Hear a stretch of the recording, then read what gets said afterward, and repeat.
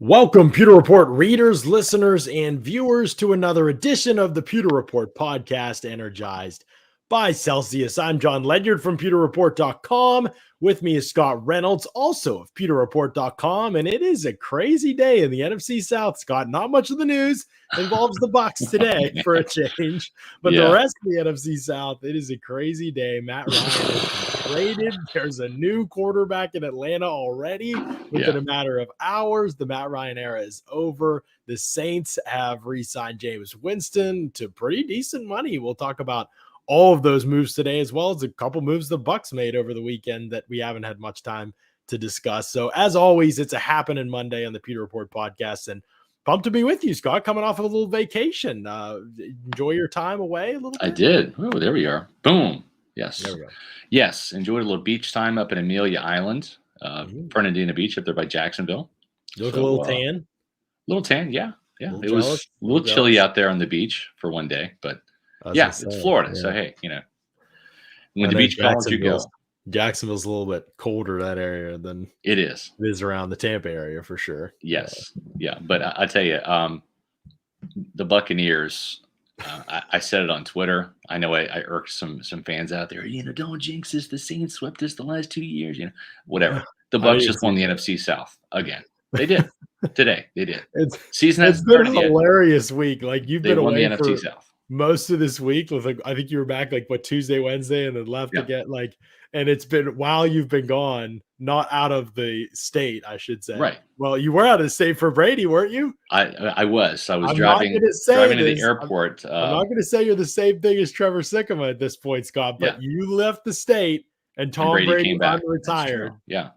We just need to examine this. We're going to need to take some time and examine this and see what kind of impact this could have had, because we know what it did with Trevor. They won a Super Bowl. That's true. So. Yeah. So maybe I have to cover the Bucs remotely this year, not just from not being at one Buccaneer place, which opened back up today, which was nice. The reporters got to go back in. We had JC Allen there covering the Jason Light and Chris Godwin press conference, which we'll get to that too. Folks, a loaded show today. Holy smokes. Don't go anywhere. Yeah. But yes, I might have to, if there's an issue with Brady and me being in the same state, I will move out of state for a year, cover the team remotely as best I can. Might have to at this point, because Brady retires. The Bucs go on a crazy run of free agency. The rest of the NFC implodes. I mean, it's just been an unbelievable week, and that extended to the weekend. Devontae Adams getting traded away, and this is Jason Light right now just soaking it all in, like the reversal of fortunes. Oh my god! I mean, literally a week ago, Scott, like 8 days ago, we're talking about if the Bucs were going to be a team that was picking in the top 10, and how the NFC, even the South, if it was Gabbert, Trask. Yeah, we were talking about Gabbert and Trask as the quarterback options for this team, right? Now it's just like, where's the other competitors in the NFC outside of the Gabbert had the job for like a minute, even though he's not signed yet. He had the job for a minute, and Brady's like, tag, I'm going back in, right? So that's what happened. Well, I think also just the fact that it hasn't just ended there, like it could have easily ended there, but basically everything that's happened since then has been good news for the Bucs. I mean, I know Kappa and Whitehead move on, and some people are frustrated about that, but if you remember back to the season, you and I talked about the free agency situation the Bucs were entering, and we were basically like, this is probably like going to happen. Like, would they lose these two guys? And these are players you need to be able to replace. And now they're in a position where they feel like they're able to do that, but have kept their top guys in free agency, and then added 3 premier players as well at positions of need. And they're not done yet either, according to Jason Light today. So on top of everything going wrong for everybody else in the NFC, in the absurd talent discrepancy right now between the AFC and the NFC, it really does feel like it's just been an unbelievable week to be a Bucs. Outside of the Super Bowls, it's hard to find a better week to be a Bucs fan than this one. I was on with our good friends Ronnie and T-Crass on WDE this morning doing a radio hit, and I said that given the Buccaneers' schedule this year, and it's pretty daunting, right, in terms of the teams they're going to face, right? They're facing the Packers, they're facing both Super Bowl teams, the Los Angeles Rams, who've had their number the last 3 years. They're facing the Cincinnati Bengals. They're facing the Baltimore Ravens, the Kansas City Chiefs. So they're going up against some premier teams, mostly in the AFC. But it's a challenging schedule, and with Brady back, that certainly helps things. But this, this might be a Buccaneer team that might not win 13 games this year. They might win 12. They might win 11. But I think they're going to be a better football team. We'll see what they do in the draft and how they finish free agency. But you could make an argument right now. We're kind of seeing the blueprint for what's happening. And with Brady back for a third season in this offense, throw for over 5,000 yards last year, 43 touchdowns. We'll see how Godwin comes back from his injury. But the additions you talked about, John, I wouldn't be surprised if the Buccaneers take a step back, a game or two, a win or two in the record. So much harder. Yeah. But I think they might be a better team that might be poised for bigger things in the postseason. Yeah. I mean, it's definitely possible. We'll see. I mean, again, the NFC is just not really looking that tough right now. And the draft could change some things a little bit, but we are kind of through the meat of that transformative period of time where that becomes a little bit more of a debate. Now, the Saints are still going to be tough. There's no question to me. I mean, they still probably are a wild card team. I think people are definitely getting a little bit ridiculous about how bad, like the NFC South is not like one of the worst divisions ever. Like the Bucs are just going to easily, like they're sure the Panthers and Falcons, I expect them to be bad, but they were terrible last year too. Yeah. I mean, it's still going to come down to the Bucs and the Saints. And the Saints, and the Saints today re-signed Jameis Winston 2 years, $28 million, and he got $21 million guaranteed. So obviously, just 7 starts for him last year, and he didn't even finish that 7th game. Went 5-2. Right. Some of those wins were, I mean, he got the job done in the red zone, and he didn't turn the ball over. Those were the 2 big takeaways. If you're looking for positives for Jameis. Everything in between, there was obviously a lot of carrying by other guys on the team. But it'll get Michael Thomas, and they obviously believed in what they saw because now they're giving him 14 per basically, which is low end, probably not even starter money really, but it's way more than he got last year. So it's going to be interesting because he's coming off of a torn ACL. Now we've seen all the crazy Jameis workout videos, right? I mean, he can do all of the crazy, wacky, bendable throwing on balls and all the different things that he does during his interesting training regimen. But that is an ACL injury, right? And it's an injury that 10, 15 years ago was a different story in terms of players' comeback, John. But at the same time, it's not exactly a lock that you're going to be able to come back and be the same guy that you were right away. And that's the same thing for Jameis. It's the same thing for Chris Godwin too.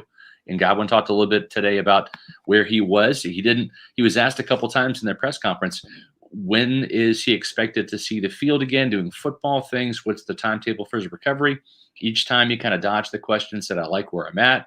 I'm taking it day by day. I don't want to sit there and put, type of goals or dates ahead of me. And I think that both he and the team are cautiously optimistic that he could participate at some form or fashion in training camp, whether that's the start of training camp or the end of it or the start of the season. We'll have to see how he progresses. But that's just something to keep an eye on with Winston is he does have that ACL injury. I was doing some research last night for the Pewter Report Bucs Monday mailbag. There's a couple players like Tarek Cohen for the Bears. It's taken him 2 years to recover from an ACL injury. And Tarek Cohen, the Bears running back. And then you've got Jerick McKinnon, who suffered back-to-back injuries to the same knee in his first 2 years with the 49ers that derailed his career. The Bucs were actually interested in McKinnon, who is a running back that's out there, John. We'll talk about the running backs in just a minute, but he's a running back that you and I both like for what he did in the postseason with the Chiefs as a runner, as a receiver. And big fan. Yeah. And he's just now getting back to that player that he was when the 49ers signed to a big deal when he left Minnesota. And actually the Buccaneers were in on Jerick McKinnon at the time. They just couldn't meet that price threshold that the 49ers were. But, we're talking about Leonard Fournette visiting the Patriots today, John. And I don't think that they're going to be able to meet his price demands. I think that's in the neighborhood of $5 to $6 million, but might be a leverage move for Lenny. We'll see. Right. We got to talk about the whole running back situation. We will in a second here. Let's finish up on the NFC South. Before we do that, Nate Pitts, watching from the hospital, just became a dad for a 4th time. This live stream has been everything on TV all day. Awesome. Congrats to Nate and the family, baby Pitts. That's exciting stuff for sure. 4 times. Wow. Twice here, man. That's tough.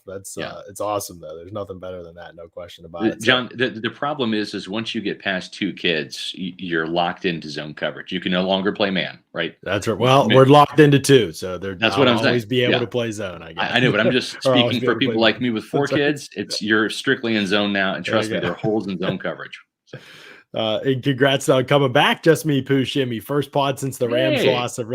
Just me, Pooh Shimmy took it bad, but no, Brady coming back now. He's back in the fold. So yep, excited about that, obviously. Let's talk about this NFC South division yep, just a little bit, Scott. I had just jotted down real quick, like who's on which roster, just offensively, not even looking right, defensively right now, because I know some changes are still coming, and they're probably still coming offensively too. But you've got yeah, Tom Brady, you've got Jameis Winston for the Saints, and then you've yep, got Marcus Mariota for the Falcons. The Panthers could be a rookie in the mix, probably will be. Sam right, Darnold, maybe they trade for a Jimmy G. Frankly, I kind of doubt it. I don't think yeah, that's going to happen, but we'll see. Alvin Kamara, running back for the Saints. Obviously, the Falcons re-signed Cordell Patterson. yeah, They've got Mike Davis there still. The Panthers have McCaffrey for now. I think he's going to be traded before the season starts. He might be a yeah. draft day trade or something. We'll I see. agree. And then Chuba Hubbard is there as well. So Yep, the Bucs don't have any, all uncertainty running back. We'll talk about that in a second. At wideouts where this thing gets out of control, Bucs have Mike Evans, Chris Godwin, Russell Gage, Brashad Perryman, of course, Tyler Johnson, Jalen Darden, Scotty Miller still in the fold as well. The same, Michael Thomas is back, but he missed a year and was hurt a lot the year before that, to be honest. So we haven't yep. really seen Michael Thomas himself for 2 years now. Running those slants. Running those slants. Marquez Callaway is back for the Saints as well. He had some good moments last year. Yep. Obviously, train wreck quarterback situation. Deontay Harris, a little Jordan Humphrey. They'll probably add another wideout in the draft. We'll see. And for the Falcons, it's just ridiculous. Olamide Zaccheaus is their top wide receiver. Frank Darby, Christian Blake, and Chad Hansen. Just ridiculous. And then the Panthers have DJ Moore. Robbie Anderson restructured, I think, and I was surprised. I thought he'd get traded. They signed Rashard Higgins, Terrace Marshall, disappointing rookie season. He's around. A couple other guys that most people don't know. It's rough on the wideout front. It is. With Marcus Mariota coming to the Falcons now and Arthur Smith liking to run the ball, I think that Arthur Smith watched what Bill Belichick and the Patriots did against the Buffalo Bills, right up there in that up there in that cold, windy day, and said, "Well, they threw the ball 3 times. They still won against a really good Buffalo team. We're going to employ the same strategy. We're going to run the ball. We're going to run the option." I mean, Marcus Mariota did that flawlessly at Oregon.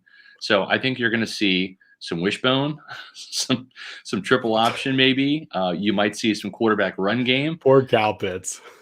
Yeah, I don't know that they're going to throw the ball in Atlanta. waste. I don't know that they can throw the ball outside of 2 Kyle Pitts and to Cordell Patterson out of the backfield.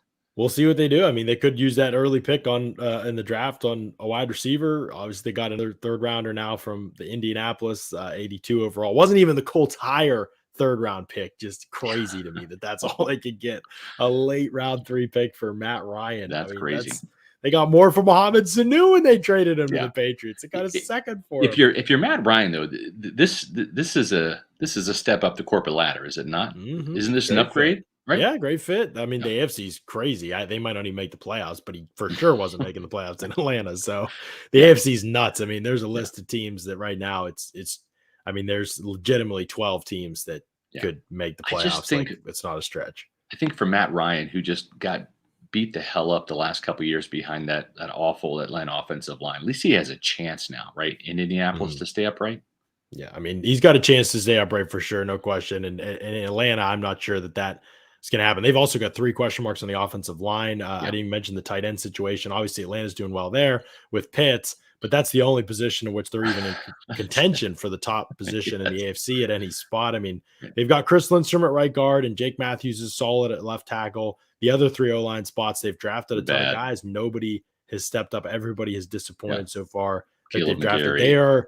They are maybe the worst roster in the NFL, and the Panthers are not far behind them, in my opinion, with no answer at quarterback and really none seemingly in the cards for them either. So it's a mess in Tampa Bay, clearly, especially if Gronkowski comes back, Shaq Mason coming over in the trade. This is an offense without really any holes. Maybe left guard, there's a competition there. But again, Light's got to be happy. The Bucs have done exactly what they set out to do this offseason. People will give Brady lots of credit, obviously. But that Shaq Mason trade was going down regardless, as Jason and I Correct. talked to today. People forget Light also has those ties to the Patriots Mhm. front office. And so there's a lot of ways to make things happen on that front. And obviously they've traded now a number of different times and looked at each other's players and things like that. And so Fournette visiting New England today. I don't really understand that from the Patriots perspective, Scott. They have Yeah, a full stable of backs. I they have do. no idea how they're going to. They just signed Ty Montgomery. They re-signed James Mhm. White. They have Ramondre Stevenson and JJ Taylor there. And Damian Harris was really good last year when he got to play. So was Correct. Stevenson. So I have no idea how Fournette fits in there unless they would then turn around and trade a couple guys, which seems really just kind of silly to I me. don't think that's the And case. and Sometimes how would what they pay happens, him anything close to what he? I Why is he know. even taking this visit? I Or I I think don't it's a know. I don't leverage understand. move. Sometimes the agents will work with teams and against other teams, and sometimes it's like, "Hey, can you bring my guy in? Do me a favor, make it seem like there's a hot market for him, bring him in for a visit, and then I'll help you with this re-signing here and there." That's just the dirty cloak and dagger business of how the agent front office games work sometimes. Mhm. So I just know that from personal experience. I know that in talking to some agents, there have been players in the past that have visited the Buccaneers that had no interest in signing with the Buccaneers. It was literally just a leverage play, and Mhm. I think Leonard is just trying to drum up some interest in himself from the Buccaneers or from another team by taking a visit. Sometimes that's what happens. I'm not saying that there's no interest in the Patriots, but like you said, John, their stable seems full. Mhm. Um, this is a player that clearly wants double what he made last year, if not, maybe a little bit less, but somewhere I Mhm. think in the neighborhood of $5, 6, $7 million is what Leonard Fournette Yeah, I thinks he mean, deserves. And when Rashad Penny on the back of like 6 games gets 5.75 million per, yes, and I know it was only a 1 year deal, but you're Leonard Fournette, you're like, "Dude, I've been doing this for 5 years, being solid at least for, yes, and coming off a solid year, like you're looking exactly. for at least 6 to 7. Yeah, And I'm not sure where he's going to get that, but I if he don't gets that think in he's New going to England, get it. I'd just be floored. I don't understand what Yeah. they just have too many guys. But here's the thing, Scott, you wrote today in Monday Mailbag, which I think was a good point. And that the Bucks, with their interest in Leonard Fournette, they have questions, I guess, in terms of their interest. There may be like a limit to how far they're willing to go. Hmm. Brady obviously would like Leonard Fournette back, and makes complete Yes. sense from Brady's perspective. He's worried about winning in 2022. There are really no other running backs out there that can do, that are even capable of filling Fournette's role in free Hmm. agency. We'll talk about the names in a second.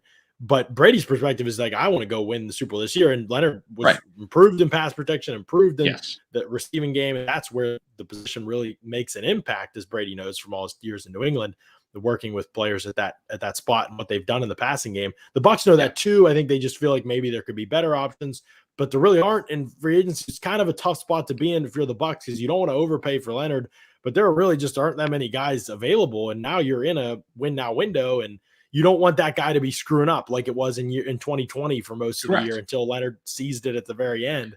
But Yeah. that guy was And screwing up. And I mean, the running back, both spots were screwing up in pass game all year long. And so yeah, really the playoffs things got a little bit better, but it was a mess in 2020, and they don't it want that was. again in And 2022. you're right, John. And the other thing too is keep in mind, to Leonard's credit, he beat out Giovanni Bernard, who was really signed to be that third down Mhm. back for the Buccaneers. And he really became that lead guy that could play on first, second, and third down. So there's a lot of value. He knows the offense. He's been in it for 2 years. He's got the chemistry with Brady. It seems like a seamless fit.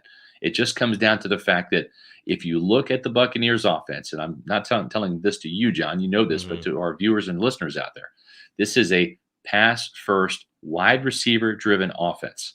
The third wide receiver, right, Russell Gage, is making $10 million a year. Mhm. They don't want to pay any running back $5 million a year. That Right. just goes to show you, do they need a running back? Yes. Do they want to run the ball? Yes, they do. Do they want to have that running back pass protect and catch passes out of the backfield? Absolutely. It's a must. But in terms of the value, the salary cap dollars and cents portion of it, the number three wide receiver is Mhm. making $10 million. The number one wide receiver is making $20 million. The next guy is making $16 million. That's Mike Evans. So you can see where they have their money, where they put the value. The running Mhm. back position, it has become a dime a dozen. I still think there's value in Leonard Fournette. I think what the Buccaneers are hoping is, just like last year, you play the waiting game. And maybe Leonard says, okay, I'll take my 3.25 million again and try to win another ring. There are some other cheaper options out there for the Buccaneers. Mikey asked with the super chat, we appreciate that. Could this be a smokescreen? He'll fly over to Buffalo while he's up there. Maybe. It's Leonard and his agent's job to go out there and try to drum up some interest. But as we talked about with Jerick McKinnon, that could be a possibility for the Buccaneers as a guy that can catch the ball out of the backfield. He could be a very cheap 1-year prove-it league minimum veteran signing.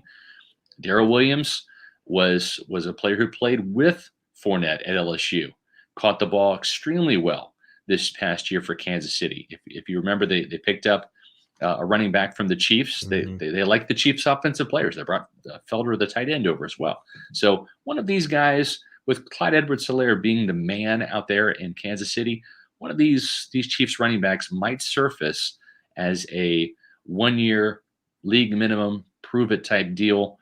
And we'll see. That Williams and McKinnon are two names to keep an eye on. Yeah, the whole situation with the Bucs running back thing is fascinating because you're exactly right, Scott. This is clearly, they can talk all they want about, we're going to run the ball more this year. They do this every year, Aaron's and his coaching staff. But like, the proof is in the pudding. Like, you do not have anything invested in running backs, and you don't have much more time or money to invest in the position. And if you look at the options that are out there right now, Sony Michel, okay, he's a fine rusher, but he's never been an impact player in the passing game. He's a good pass protector. He's never been an option. He's going to want $5 million. And the thing is whether it's Leonard Fournette, whether it's Sony Michel, whether it's Melvin Gordon, those are 3 good names and really good fits for the Buccaneers. But well, it's interesting. You're just not going to pay that type of money for a running back. And the pay could be a factor for sure. Now, Brad's projection for Michelle was about in the like 2.5 per year range or lower. So maybe he's to be had for lower. But again, no impact in the passing game for Michelle outside of pass protection. Melvin Gordon, no impact. And even when he's had catches, PFF has him. He is in the 0th percentile of receiving grade for the running back position. So you were talking about a guy who, won't do much with it. Nothing else, right? Fine rusher. I mean, honestly, so there are options to splitting up the role again. Right. For sure. Like they did in 2020 with hopefully more capable third down options than they had that year. And John, even in 2019, where it was about a 50-50 split between Peyton Barber and Ronald Jones, I think Bruce Arians is comfortable with that. If he can find a couple guys that can do different things to get this going. And, this is a draft class that actually has a ton of really good running back fits, guys that can catch the ball, that are good in pass protection, that can be role players. Maybe not the lead guys. Maybe there's Breece Hall. He's kind of a lead back kind of guy. Maybe Isaiah Spiller, who the team is showing some interest in. He's a good receiving back. But I think that there's a lot of good running backs in this year's draft class. You guys, you and Matt talked about Rashad White out there at the combine that had met with him. Damian Pierce is a good pass protector. He can run and catch the ball as well. We've talked about Tyler Algier. John, you and I like that Max Borghi as a late day 3 guy. So there are some running backs out there in the draft that I think they're definitely going to partake in one of these guys, if not 2. But I think finding that free agent running back, whether it's Fournette or somebody else, that's a must for Brady. It is. And we know 2 things. We know the Bucs do not want to enter draft day needing a running back. They don't want that. They don't want that in any position. That's been their MO. So they are going to fill out that. They're probably going to sign at least 2 players, I would imagine, still before the draft at running back. Whether what those players look like or not will tell us a lot. And like I said, if they're not going to re-sign Leonard Fournette, likely they're going to be splitting that role between different players. So you're not going to have an every down guy like Fournette was last year. It'll be more like 2020 where you have various options in the passing downs and somebody to run the ball, and it'll be different. Just remember, John, John, up somewhat differently. So Keyshawn Vaughn's a lead back, according to Bruce. So it could be Vaughn and a rookie, and then Jerick McKinnon. The good thing is there's still 3 like third down backs today. Duke Johnson signed with the Bills. We know J.D. McKissick went over to Washington. I really like Jerick McKinnon. I really like Darrell Williams. They've picked up Chiefs guys before, and even Chiefs running backs. Le'Veon Bell was with the Chiefs for a while. Darwin Thompson was on the Bucs practice squad. He came over from Kansas City. So I like either of those guys as third down back signings. Would be great if they're not bringing Gio back. I'd be fine with that. I kind of like the other 2 more than Gio, to be honest, at this point. But the feature guy is going to be tricky. And here's the big thing, Scott. Why Brady probably wants Fournette back. I don't think he thinks Fournette is some amazing player or anything. I think he just thinks it's so important to have a guy out there that makes us less predictable, like in terms of what we're going to do. Yeah. Like Rojo got out there and he couldn't protect, so Yeah. teams could just do whatever they want. Like he couldn't do it. And so Right. he doesn't want another. And if you bring in a rookie, even if he's good in college in pass protection, the Correct. mental part of learning college pass protection in the NFL, where you come from some of these conferences and you don't ever see complicated blitzes. Like you come from the Big 12 and it's a 3-man rush, or the Pac-12 and it's a 3-man rush all the time. It's a totally different story when you get to the NFL. So that's why you don't want a rookie stepping into that role and saying, oh, you were a good pass protector in college. Right. Now you can do that in a window where we want to win the Super Bowl. Otherwise, you'll end up with pass protection errors on running backs, forcing several more Brady interceptions, just like in 2020. Yeah, or Brady sacks, right? I mean, that's the thing too, is pass protection for running backs boils down to 3 things. The first thing is recognition. That is something that Leonard Fournette struggled with early on. It is because, I mean, you know, which guys come in, which gap are you responsible for picking up a blitzer? So that's the first part. That's the area that Fournette struggled in 2020, but got remarkably better in 2021. Once he knew the pass protection scheme and got it down. Rojo never got it, right? The second part is the want to. It's the I'm basically going to be flat-footed, and I've got a screaming Mike linebacker or a nickel corner coming off the blitz or off the edge on a blitz, or a safety. And I get to sit there and be a brick wall that Mack truck is going to run into, and I can't get ground, right? So the want to is part of it as well. The third part of it is the size, right? It's like it's great to have the want to, but you have to be able to have enough size to actually stop that Mack truck before he gets to Tom Brady. And there's some running backs out there that have the want to, and I don't know how he did it, but Warwick Dunn at like 190 pounds soaking wet was one of the absolute best. Mainly because he took out players' knees, right? And so that was the thing. It's like there was enough film about Warwick Dunn where he would go and just chop and cut linebackers down at their knees. And all of a sudden, those linebackers come screaming in and they start tiptoeing because they don't want their knees or their shins taken out by Warwick Dunn. Yep. So it's the identification, it's the want to, and it's the size. And that trio combination coming out of college for rookies is very rare. Right. It's hard to come by. You know what isn't hard to come by? Celsius. It powers active lives every day with essential functional energy, and they are the proud title sponsors of the Pewter Report podcast. Celsius energy drink, folks. You can find them all over the place now. You can use the store locator to find out where they sell them near you. I did that on vacation, John. Yeah, I was going to say, chances are pretty good they're near you at this point. Yep. Celsius has taken over since first becoming the title sponsor of the Pewter Report podcast, and there is a bunch of different flavors, and they've just launched some new flavors too, Scott, and really, they're all tremendous. It's hard to dislike any of the flavors that they put out there. So make sure you check those out. You can click the banner ads at pewterreport.com. You do the Amazon subscribe and save option as well and get regular variety pack or one of these flavors coming to your house consistently. The Wildberry is what I'm drinking right now, one of my favorite ones, but lots of good options for you there from our friends at Celsius for sure. So make sure you check those out. All right, Scott, we got to get to some of these super chats because I don't want to gloss by these. Chris asked when we appreciate this $5 super chat. Chris, watching with my 2 grandkids here with the Bucs draft David Ajabo. If he was there 27, Ajabo tore his Achilles when he was doing his workout as pro day this past week. I don't think the Bucs would have drafted David Ajabo if he was healthy at 27. Again, I know people are still kind of floating the idea of an edge rusher to the Bucs in the first round.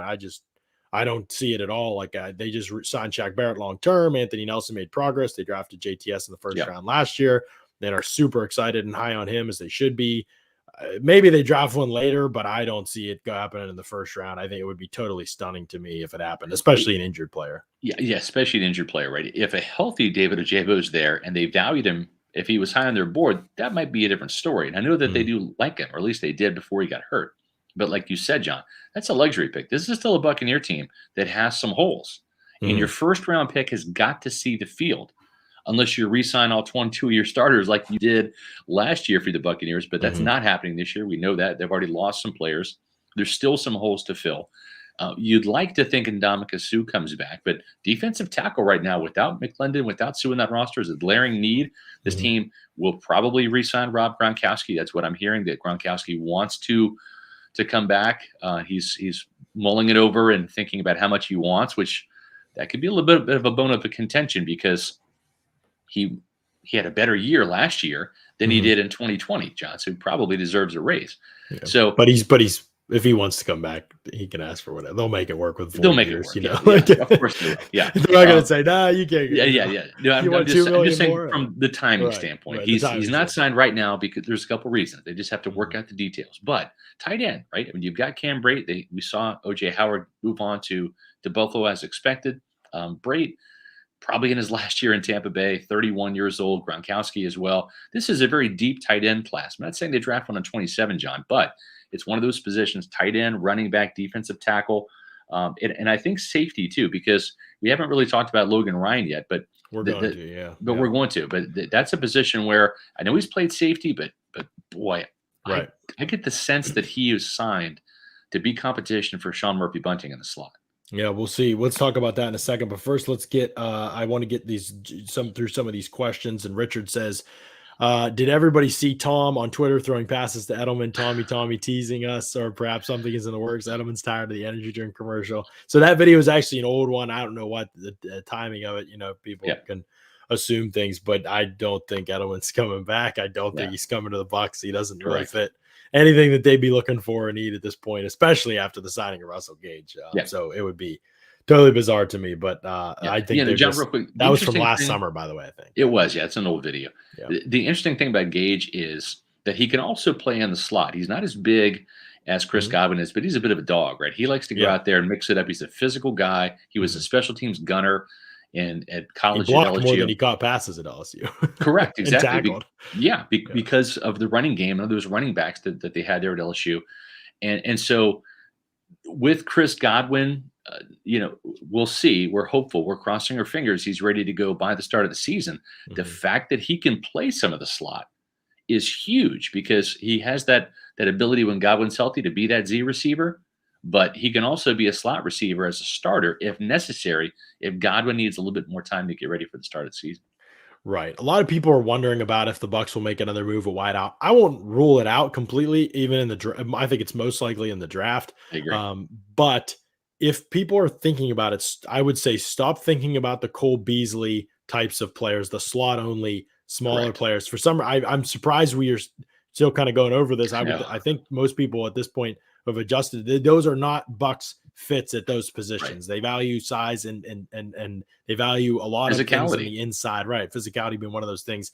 They are not an offense like some of those other offenses that they want to be able to run out of their 11. They want to be able to have that slot do things. So again, it's just not really a fit. Think instead about primarily outside guys, because now they have two guys that can play in the slot. If Tyler Johnson sticks around, he can. They feel like Evans has gotten to that point. Perryman, I think they'd be looking for versatility is always great. But you are talking about if they're looking to add somebody as a speed outside type of that, big body, vertical player. And those options in this year's draft. And there could be all those options at 27 as well. I mean, the Bucs, there's one thing we know, they never feel like they have enough wide receivers, and they should in the way their offense operates. So I bet they'll keep looking for talent at that position through the first 3 rounds. You can pretty much bet a running back in one of their first 3 picks. I think they'd love to get their RB1 at the end of the second round or, in this draft. Hard to tell when running backs are going to start coming off the board. Their RB1 could potentially be available somewhere in the 3rd round, depending on who they value, because it feels like everybody likes a different running back right now. We'll see how teams end up assessing things. People have asked about Saquon Barkley, Scott. I don't even want Saquon Barkley. I don't want a running back who's. I mean, look, you saw him when the Bucs played the Giants this past year. He was just completely useless. I mean, he was going down before anybody touched him. Correct. Like he's just not right. He's gotten the injuries, and he was never that tough of a runner anyway. And it's just I just have no interest in him for any cost, really. I agree. And the thing is I would too. And to have a running back on a rookie contract for 4 years, right? I mean, that's crucial because again, this is a wide receiver driven offense. They will run the ball. They need running backs to pass protect and catch passes and to tote the rock, but it's low on the totem pole when it comes to salary cap value. Right. Yep. Good point. And I think that's going to be something that they pretty much have to continuously look at, is the salary cap value of everything. Let's see. Some people asked about Will Fuller. I think he's going to go to Cleveland with Watson. We'll see. But that's was the last rumor. And again, Fuller had been hurt so much. If you notice something that's a trend with the Bucs when they sign Right. guys, they don't tend to sign guys that have been hurt a ton. Shaq Mason, they Yeah. traded for. He's barely missed any. He's never missed more than 3 games in a season. They traded for, or they signed Ndamukong Suh. Yep. He had hardly missed any time. Even JPP, who blew a part of his hand off, had not missed that much time before he got to Tampa. Then he got the car accident in this past year with the rotator cuff, but he hadn't missed that much time. Russell Gage, same thing. He's been healthy. Logan Ryan's barely missed any playing time in his career. The Bucs don't tend to take a lot of risks on very injured players, and Will Fuller is pretty much a lock to get hurt every single year. That's true. Yeah. So, but he is the type of player, I would say. Yeah, for sure. I just think, just like the running back, they would want another wide receiver on a rookie deal, a cheap rookie contract, because you've got 3 receivers making $10 million or more in Gage, Mike Evans, and now Chris Godwin at $20 million a year. Yeah, you're right. And to make the salary cap pieces of the puzzle fit together. That's right. No question. Let's talk about Logan Ryan. I think we got through all the questions. If somebody put a super chat in there, let me know. Hopefully I didn't miss any, but I think Logan Ryan, this is very interesting to me. The Bucs sign him. Okay. Yep. And I tweeted about it the other day. I'll pull up the grades. I asked Trevor if he would send me over like what basically happened in terms of his career. Cause Logan Ryan was most of his career a slot corner, whether it was in New England, then in Tennessee. That was where he did his best work. He played outside some, but he was mostly a slot corner, and he was pretty good one, to be honest. Especially, he always has had some athletic limitations, but he's very smart. He's sharp. He's a great communicator. He sees things and processes in zone very well. He's a good player, especially in a zone-heavy scheme. So he fits the Bucs scheme. Then he said when he was free agent a couple years ago, he was interested in cashing out one more time. That's why the Bucs and he talked, and Jason Light indicated that again today in his presser, that they talked to Logan Ryan a couple years ago, and he's a free agent before he went to the Giants, and it didn't work out. They were interested in him. It didn't work out because Logan Ryan wanted to break the bank, or for him break the bank, and he got a big contract from the Giants. That's why he's now going to play for the Bucs and for the veteran minimum, because the Giants are already paying him. So he's can just go somewhere and try to win a ring. But then he wanted to cash out, so he actually switched his position to free safety, and he played free safety for the Giants the last 2 years so that he could make more money that way, because they were getting paid more than slot corners were. He's right about that. And he does a lot of research, by the way, super sharp dude. He knew what the market was. He cashed out one more time big, but it didn't work out at all. He just wasn't very good at free safety. Like, he's not enough of an athlete, and he's small. So he's not like the typical Winfield small, but he's a tremendous athlete. Logan Ryan ran like a 4.56 or something like that. Like, he's not a great, and now he's older. So he's a 4.6 guy trying to play free safety. It just didn't work out very well, Scott. It's a new position for him. He's so much better in the slot. Now you come to the Bucs, and it's like, okay, well, Winfield's a free safety. They lost a strong safety, but Logan Ryan's never really played strong safety. Certainly good around the line of scrimmage, good tackler, good run defender, where he's always hung his hat on that. But he's not really been out there as a strong safety. He's been out there as a slot corner, and those things have been exercised that way, but he's not really been a heavy box player like Jordan Whitehead was. Then today, Jason Light, JC asked him when he was down there, how do you see Logan Ryan fitting into the defense? Is he slot corner? And Jason was like, we see him as a safety. And then he went on to say, but yeah, he can do a lot of different things. And so I don't know for sure what Jason was saying, but it did sound like they might think of him as a safety, which to me, Scott, is a mistake. If you try to put Logan Ryan at free safety and move Antoine Winfield closer to the line of scrimmage, I think you were going to be disappointed by the results for Logan Ryan at free safety more than you'd like to be for a guy you signed in free agency.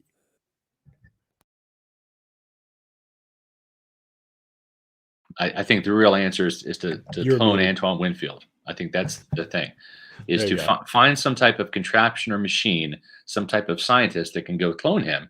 And then you have 2 Antoine Winfields, one that can blitz from the slot and cover, and then another guy that can play center field and go up and moss guys like Michael Pittman Jr., right? And get, some deep interceptions. So I think that's the no more cap hit either. Just correct. Clone his cap hit too. Right. But since we're not quite there yet with technology, I think that it's going to be interesting, right? Because I agree with you. I think that Logan Ryan is a player that can help the Buccaneers in the slot. And if you notice last year, they played Mike Edwards in the slot. They played Antoine Winfield some in the slot, and this is more towards the end of the season. And you've got Sean Murphy-Bunting, who's had his struggles, and I think they're going to be wanting some competition there. So maybe Logan Ryan ends up playing there. Right now, there is a need, and I'm with you, John. I don't think he has the athleticism to play center field and do some of those things when the Buccaneers go cover one or even cover three, and that center fielder has to, occupy a lot of grass and cover it. But I'm with you. I don't see this as a seamless replacement for Jordan Whitehead, who was a much more physical in the box, cover the tight end, do the dirty work around the line of scrimmage, almost as that extra linebacker on the field. And Ryan is very physical. He's a good tackler. Yes. I think he will be an asset in run defense for sure. But doing that behind the defensive line is a lot different than doing it in the slot. Jordan Whitehead, Correct. He was fine when he was in the slot, but he wasn't always often in the slot. That wasn't like a major role for him. Ryan, it has been throughout his career. He's been great in those areas of the field, the short underneath zone spots. So there's certainly some things he can do that mirror what Whitehead does, but it's just a totally different story if you're asking Logan Ryan to just step in and play strong safety this year. Like that's just not what he's done really throughout his career. Even if you think about him in New England, all the time he was there, he was almost always the fifth defensive back on the field. He was not out there every single snap for the strong safety. They always had strong, right? It was Patrick Chung and him for years. Like Patrick Chung was a strong safety, and then they'd have Jerron Harmon as a free safety, and obviously the starter would be McCourty, and they would play those three safeties, and then Ryan would play in the slot, and that's how it worked. And it's just a totally different story if you're asking him to be out there every single snap as a strong safety. The rotations that he'd have to handle because the Bucs rotate their safety so often.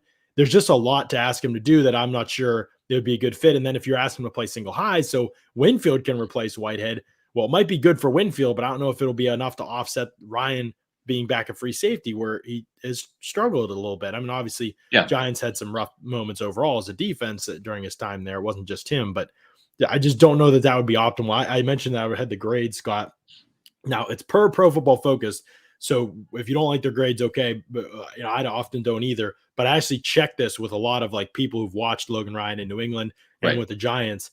Here is how he's graded in the slot versus being at free safety since 2019 season. In the slot, he has a 66.9 grade. That's above average, good corner in the slot. At free safety is a 42.8 grade. That's abysmal, poor. Here's how he is graded in man coverage in the slot versus zone coverage in the slot since 2019 season. When he's in the slot in man coverage, 47.8 grade. When he's in the slot in zone coverage, nearly a 70 grade. So he's a very good zone coverage slot corner. That is what those grades tell us. There's no question about it. He has been way better in the slot, way better in zone coverage. If the Bucs use him in that role, this is a home run signing, in my opinion. I agree. They're getting him for a vet minimum. He's a great communicator. He's a great person. He's a leader. He's everything they want in the locker room. He's not too old. He's not washed yet, or any of that stuff, but you have to use him in the right way. If you use him as a free safety, this is going to go very poorly, in my opinion. So we just have to wait and see how it happens. And I think the guy, and sometimes, and this is what Raheem Morris and Mike Tomlin, when they were the defensive backs coaches, and of course Tomlin, or I should say Raheem Morris was a protege under Mike Tomlin, but Mike Tomlin was famous for saying when he was the defensive backs coach here, you got your Ronnie Barbers, you got your Brian Kellys, you got your John Lynch's, your Dexter Jacksons, but it's the guys at the back of the bus that end up kind of driving the bus, right? You want to increase your competition from the ground up. And I look at Ross Cockrell, and you look, John, at how he kind of fell out of favor a little bit because they were playing Mike Edwards in the slot and Winfield down the stretch. And we didn't see Ross Cockrell much over the last quarter of the season, or at least the last handful of games. So I just wonder if this is a player, because Cockrell has the ability to play safety and also nickel corner, if this is a player that they look at as an upgrade there. And with Ryan, then you put him into some competition with Sean Murphy-Bunting in the slot. But I think that Logan Ryan, when it comes to a roster spot, might be taking Ross Cockrell's job. We'll see how it all shakes out. Well, that would be a real upside. I mean, that would be wild. Again, I would think that they signed him as planning to have him in their top 5 DBs in some capacity, whether that's strong safety, free safety, or pushing Sean Murphy-Bunting and taking over that nickel spot. That's where I see him slotting in eventually there. And I see, again, it's not really seamless at safety because Edwards is there too. We haven't even talked about him. So where does he play then? If Ryan's going to play one safety spot and Winfield's going to play the other, does he just continue to be the third safety? Is he going to be out there more often? They don't really view him as a nickel. I just wonder if Todd Bowles doesn't do some mixing and matching and almost looking at at a game by game, who's playing in the slot, who's the slot receiver we have to cover. And is Sean Murphy Bunting the best guy for that? Is it Mike Edwards? Is it Logan Ryan? And I just wonder if instead of having kind of like a generic approach to this is how we're going to play teams in the secondary, if a guy like Logan Ryan can bring some flexibility, and we already know that Mike Edwards has some flexibility, and so does Antoine Winfield Jr. If these guys don't almost become jokers, where they have different roles to play in different hands that Todd Bowles wants to do, and maybe that makes the Buccaneers secondary a little bit less predictable. We'll see. Yeah, it's certainly possible. It's going to be very interesting to see how things shake out in the secondary for sure, because that Logan Ryan signing feels like it could be a really important one. We've been talking about them getting better at the slot position for last 2 years, Scott. And so I'm encouraged if that's the direction, but I don't know. Light was unclear today. Let's just wait and see what happens. But if they don't add another safety, then we have our answer. So the draft is going to be key. I don't think they'll add another one in free agency. Well, really, I tell you, John, there is a safety that I think the Buccaneers might be interested in. And we're not going to give anything away right now because we have our new Pewter Report Bucs 7-round mock draft coming out tomorrow. So check that out in the afternoon, and we'll see who the Buccaneers select. One thing about selecting when it comes to, we talk about salary cap and finances and all of that, and picking the right players in free agency. Well, folks, when you're looking for financial help, when you're looking for a company to invest your finances in, there's one selection that you need to have in mind, and that's our folks and our friends over there at Amuni Financial. At Amuni Financial, we help you live in the now. Dude, congratulations. We're so happy for you. Thank you. And even though the now may feel very different, you still need to plan for the future. How's retirement treating you? Oh, just fantastic. I know I say it all the time, but you really got to come up to Colorado. Let's do it. All right. Yeah. We can help you develop that plan to keep you on track, so you can still prepare for tomorrow, today. Amuni Financial. Plan ahead, stay ahead. Folks, there is an Amuni free webinar coming up this Wednesday. You've heard me talk about Amuni Financial and how they can help you when it comes to advisory services, brokerage services, legacy, retirement planning, investment banking, annuities, insurance. This is your chance to, for free, log in right from your home or work on Wednesday, March 23rd. That's this Wednesday at 12:30 p.m. We're going to have this information on our Pewter Report social accounts as well. But sign up for it. It's free. It'll last about an hour. It's perfect time to do it during lunch. Go to amuni.com/seminar and sign up. It's free. And you'll see David Polkinghorn, Mark Donahue, some of the experts at Amuni Financial give a seminar live that will be carried on the web. And there's a lot of things going on in the world right now. If you're unable to attend one of these seminars in person, this is the time to do it. It's a Zoom meeting, March 23rd. That's this Wednesday at 12:30. And listen, this is a world where energy and commodities, as well as financials, there's a lot of turmoil right now with the geopolitical situations going on. But a lot of the answers will be given to you in terms of what you can do to take advantage of the situation, to protect your assets. And the good folks at Amuni Financial can do that. So we encourage you to sign up at amuni.com/seminar. It's free. It's a webinar on the web that streams 12:30 this Wednesday. And it's done via Zoom. So be sure to check that out. All right, Scott, we've talked about these rosters a good bit, the quarterback changes that have happened in the NFC South, and there are obviously a lot of those. The Panthers one perhaps still upcoming. We've talked about the Bucs running back situation as well and what we think happens there. Before you wrap up the show, what other moves do you think we can expect this week? You mentioned Rob Gronkowski and the possibility of him getting a new contract there, maybe this week even. We'll see. What else is on the rise? And the Bucs obviously need a swing tackle. Josh Wells is still out there, and I believe some of those deals will be more formalities. It has been a little bit stunning how few Bucs free agents have signed somewhere else. OJ Howard, which was an obvious one that he was going to be moving on, it felt like, signed with the Bills. And then Alex Kappa and Jordan Whitehead were obviously going to be quick ones to go out the door, and they did. Kappa to the Bengals and Whitehead to the Jets. But really everybody else is kind of just not doing anything. We barely even heard about a Yes. visit today. Leonard Fournette visiting the Patriots, the first interest we've heard in any of those. The rest of them, Jason Pierre-Paul, I believe the Cowboys, they were talking, but now the Cowboys are trying to get Zadarius Smith, along with some other teams, and Pierre-Paul's not healthy. But Sue, Golston, Fournette, and Gronkowski are kind of the big ones out there that people are wondering about. Yeah, and I think that the biggest thing for the Buccaneers is they want to get Gronkowski and Sue back. I think those are the next two that they really want to get done because it's just those are the biggest question marks right now. I know running back is, but this draft is full of them. There's still some backs out there. I think they want Lenny back for the right price. I know that Tom Brady wants Lenny back, almost maybe even more so than some of the coaches do. But I expect that to happen if nothing comes to fruition with Fournette and his market value. But yeah, I think that Gronk and Sue are the next two targets for the Buccaneers to re-sign. I don't expect those necessarily to happen next week, though. I think that if Sue's going to come back, it's going to be for the Buccaneers.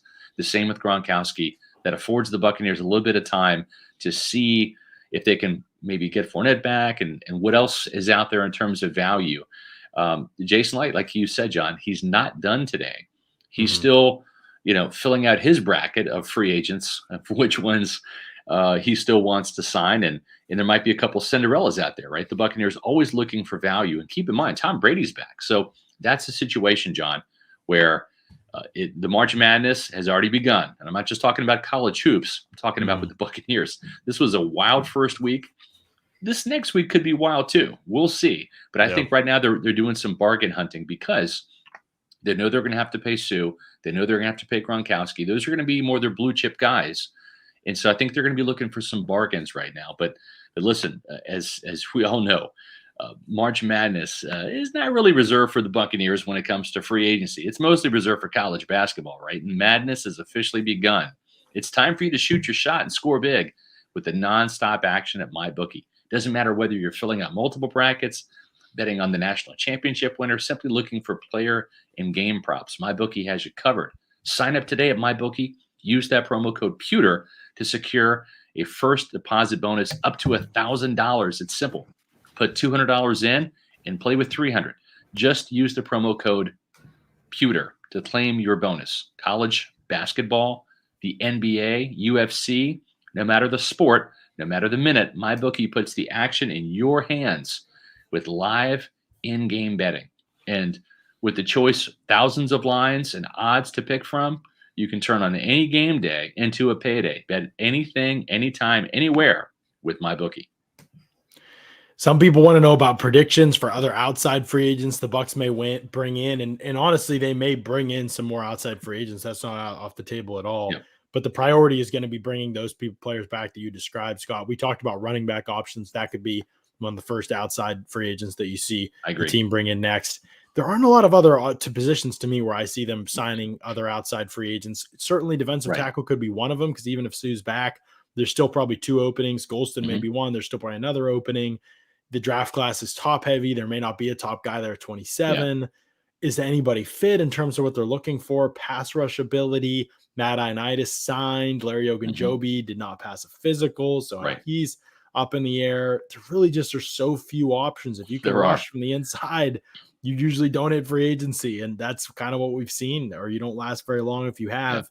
So is there like potential for some hybrid types in Tampa Bay? Like, can we think about that? Like guys that might be able to play inside, outside, obviously Zadarius Smith being kind of the peak example of that. There are not a lot of names like that out there on the market right now. Yeah. And they're typically don't stay very long when they're out there. Calais Campbell has been an inside outside guy. He's been able to do a little bit of both, has history there, but he's older. And again, do you want to get younger at some point on the D line? If you do, you might not be able to do it in free agency though, Scott, because there just are not a lot. I mean, you're right. And John, you mentioned a guy like Zadarius Smith, and I'm not saying the Buccaneers are interested or going to sign him, but if you look back the last couple of years, right, even in 2020 when Jason Pierre-Paul was healthy, he did a lot of nickel rush from the inside at the defensive tackle spot, and he just couldn't do it last year. That's why Joe Tryon-Shoyinka had to do that. He had to rush inside because of the shoulder injury. You couldn't have a guard and center beating up on both those shoulders, right? So you had to protect JPP. So when you did rush, it was typically from the outside. That's why JTS went inside. So I wouldn't be surprised if the Buccaneers found a good outside rusher that could do some inside rushing. Because there's a part of me, John, that I think that they want to have Joe Tron-Shoyinka, after playing left side, right side, and inside last year. He kind of didn't get better at any one spot because he played so many. I think that they'd love to find a home for him. I'd love to have it be the left outside linebacker spot, and just stick him there and have him get better at that spot and develop into a Pro Bowl caliber rusher. But at the same time, you need somebody to rush inside. And so I wouldn't be surprised, because you mentioned not a lot of great defensive tackles out there. If there's another pass rusher type like that, like a Zadarius Smith, that can be an inside-outside guy, outside on a regular down, setting the edge, and then an inside guy in nickel rush situations. Yeah, and Carl Nassib could be a guy like that. We talked about him a little bit last week, I believe, Scott, when you weren't on the show, but we mentioned him as a potential option, a guy who obviously played with the Bucs before. DeMarcus Walker from the Texans, so he played originally with the Broncos. Again, not great players, but guys that you might have some versatility with. Situationally, move around a little bit. Yeah, and there's some more just pure edge types. Alvin Ingram's moved around some. Again, a veteran. He helped out the Steelers and then went to the Chiefs, helped them out tremendously. He's going to be a great addition to whoever signs him. There might be interest in KC bringing him back, since they've got to kind of keep pace with everybody else in the edge rushers in that division. But there's plenty of guys that can help the pass rush. Not a lot of guys that will eat up a ton of snaps. Like, if you're going to do it, it's going to be veteran part-time players. They might be willing to take a little bit less for a shot at a ring, or they might not, and you might need to use void years because you're like looking at a 1-year contract. Justin Houston, Houston, he hasn't rushed inside at all, but another off the edge. You can move JTS inside situationally. He can rush. He's pretty much always going to be able to rush. You know what you're getting from an effort standpoint with him too. You're always going to get all out. So adding another pass rusher up front is something I want. I've said this before, Scott. I know that the Bucs probably aren't going to do it because it's a fairly big contract, and maybe personality wise, it's not a fit. I can't speak to that part of it. So excuse my ignorance there. But if they got a player like Zadarius Smith, look out. Because again, Scott, you don't have to play him every snap. You hunt matchups with him. He's so good at rushing inside. Put him next to Vita Vea, and he's going to have one-on-ones every time. Packers did that with him and Kenny Clark. I mean, he had 12 and a half, 13 sacks every year he was healthy. Like, that's the kind of player that again, when you can rush 4 like that, you would be totally dangerous. It looks like he's looking at other teams, and the Bucs have not been in the mix for him. And the numbers, I get it. You'd have to push some money into future years, and you get creative like that. Maybe they're not willing to do that. But the thing is this was a Rams team that had Aaron Donald on the inside and Leonard Floyd on the outside, right? Yeah. I mean, that's a good 1-2 punch. And they still made the trade for Von Miller and helped push him over the edge to get to the Super Bowl. So I think that's the type of thing that Tom Brady's going to be always pushing, poking, and prodding Jason Light to do, to go out and be aggressive like that and go all in with the chips at the table. And I like the idea. We'll see if it comes to fruition. He's going to want big money. I'm not sure the Buccaneers, would want to do that for really what would kind of be a part-time player, right? Because you've got Shaq Barrett on one side, who is, your former franchise guy, and you got JTS, who is your number 1 pick on the other side. I think you just rotate the snaps between the 3 of them, basically, and do that. So I don't know. We'll see. I mean, that's basically what Zadarius Smith did the last couple of years with Rashawn Gary and Preston Smith. So, but again, I don't think that's going to happen. I'm just putting my opinion out there. One thing I think could happen, Scott, is a surprise first-round pick. I haven't even told you that I think could be in the cards for the Bucs.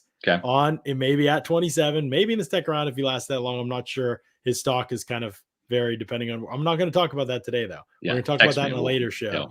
Once we've had a chance to get the next mock draft out there, I'm going to talk about this player. I haven't talked about him at all. I don't think I've even mentioned his name hardly on the show. So I think Bucs fans are going to be surprised when I bring him up. But I think if you're looking for the inside-outside ability, maybe as a rusher, there could be a guy in the draft maybe that has that potential ability if you haven't been able to find anywhere else. So a little sneak peek into what's coming up maybe in a future show. But definitely we appreciate everybody jumping in here. Subscribe to the Pewter Report TV YouTube channel if you can. And everybody hit the thumbs up as well on this video. That helps boost our YouTube algorithm and helps other people find the show. You guys have been awesome. We've been able to build up the following great, and we're trying to get to 8,000 subscribers by the draft. So that's about 5.5 weeks away, something like that. So just need a couple hundred more. Yeah, that's right. Any help y'all can give us in getting to that end, we greatly appreciate it. So as always, thank y'all so much for listening. We'll be back tomorrow, 4 p.m. Eastern. Hopefully we have some more Bucs news to break down. Hopefully it's another exciting day. The Bucs aren't done. More moves are coming.